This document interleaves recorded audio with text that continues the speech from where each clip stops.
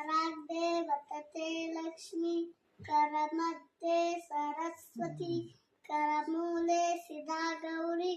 प्रभाते करदर्शनम्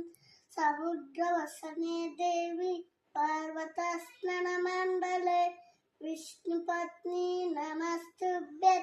पादपर्शं समस्ममे तुलसी श्रीसखी शुभे पापारिणि